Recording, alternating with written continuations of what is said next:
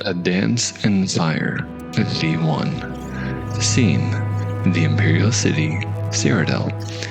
Date: 7 Frostfall 3E397. It seemed as if the palace had always housed the Atreus Building Commission, the company of clerks and estate agents who authored and notarized nearly every construction of any note in the Empire.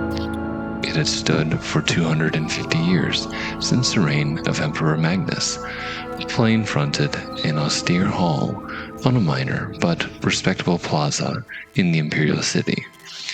Energetic and ambitious middle-class lads and ladies worked there, as well as complacent middle-aged ones like Decimus Scotti. No one could imagine a world without the Commission, least of all Scotti. To be accurate, he could not imagine a world without himself in the Commission. Lord Atreus is perfectly aware of your contributions, said the managing clerk, closing the shutter that demarcated Scotty's office behind him. But you know that things have been difficult. Yes, said Scotty, stiffly. Lord Vannick's men have been giving us a lot of competition lately, and we must be more efficient if we are to survive.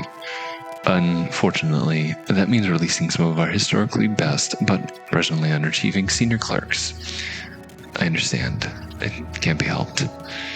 I'm glad that you understand, smiled the managing clerk, smiling thinly and withdrawing. Please have your room cleared immediately. Scotty began the task of organizing all his work to pass on to his successor. It would probably be a young Imbralius who would take most of it on, which was as it should be, he considered philosophically. The lad knew how to find business.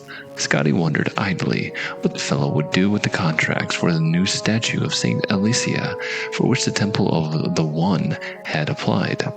Probably invented clerical error, blame on his own predecessor, Decimus Scotti, and require an additional cost to rectify. I have correspondence for Decimus Scotti of the Atreus Building Commission. Scotty looked up. A fat-faced courier had entered his office and was thrusting forth a sealed scroll. He handed the boy a gold piece and opened it up. By the poor penmanship, atrocious spelling and grammar, and overall unprofessional tone, it was manifestly evident who the writer was.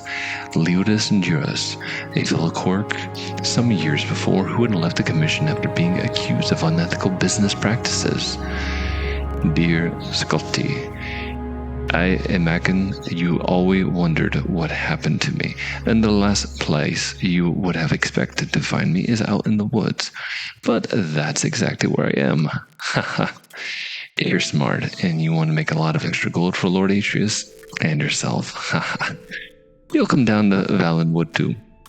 If you haven't or have been following the politics here lately, you may or may not know that there's been a war between the Boschmer and their neighbors elsewhere over the past 2 years. Things have only just calmed down, and there's a lot of that needs to be rebuilt.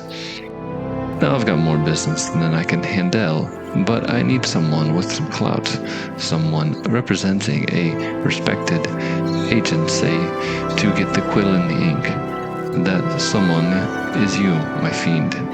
Come and meet me at the Mother Pascal's Tavern in Felinisti, Valenwood.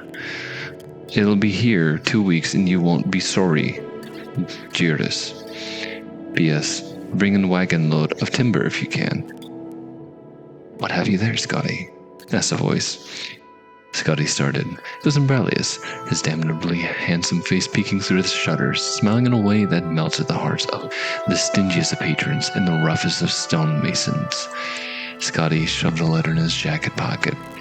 Personal correspondence, he sniffed. I'll be cleared up here in just a moment. I don't want to hurry you, said Imbralius, grabbing a few sheets of blank contracts from Scotty's desk. I've just gone through a stack, and the junior scribe's hands are all cramping up, so I thought you would have missed a few. The lad vanished. Scotty received the letter and read it again. He thought about his life, something he rarely did. He seemed to see a gray with a black insurmountable wall looming. There was only one narrow passage he could see in that wall.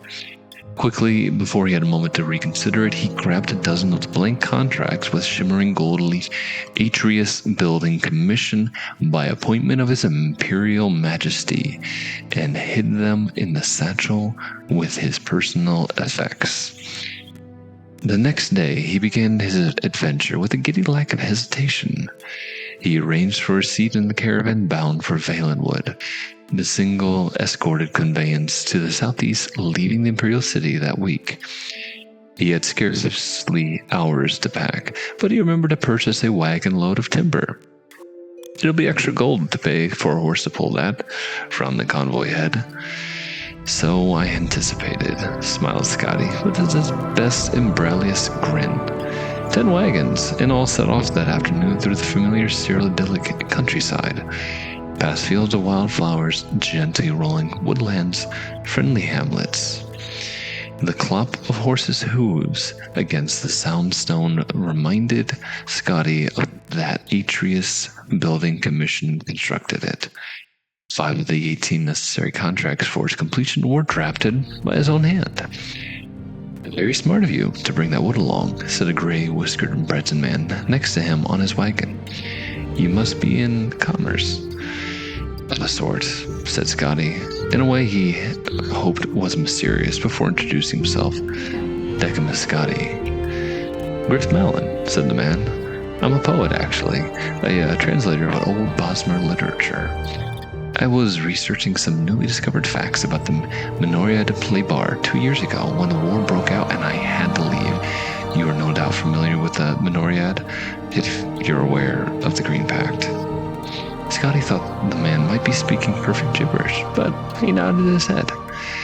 Naturally, I don't pretend the Minoriad is as renowned as a Me'elinad or as ancient as a Dansir Gul, but I think it has remarkable significance to the understanding the nature of the Merolithic Bosmer mind, the origin of the wood elf aversion to cutting their own wood or eating any plant material at all, yet paradoxically the willingness to import plant stuff from other cultures, I feel, can be linked to a passage in the Minoriad. Malin shuffled through some of his papers, searching for the appropriate text.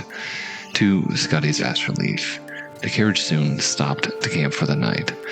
They were high on a bluff over a gray stream, and before them was the great valley of Valenwood. Only the cry of seabirds declared the presence of the ocean to the bay of the west. Here the timber was so tall and wide, twisting around itself like an impossible knot begun eons ago, to be impenetrable. A few more modest trees, only 50 feet to the lowest branches, stood on the cliff at the edge of camp. The sight was so alien to Scotty, and he found himself so anxious about the proposition of entering the wilderness that he could not imagine sleeping. Fortunately, Malon had supposed that he had found another academic with a passion for the riddles of ancient culture. Long into the night, he recited Bosmer verse in the original and in his own translation, sobbing and bellowing and whispering wherever appropriate. Gradually, Scotty began to feel drowsy, but a sudden crack of wood snapping made him sit straight up. What was that? Malin smiled. I like it too. Convocation, the malignity of the moonless Bakelm.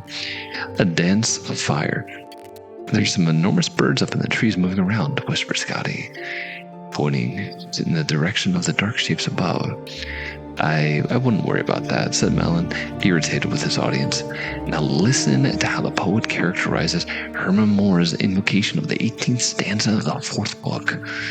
The dark shapes in the trees were some of them perched like birds, others slithered like snakes, and still others stood up straight, like men's.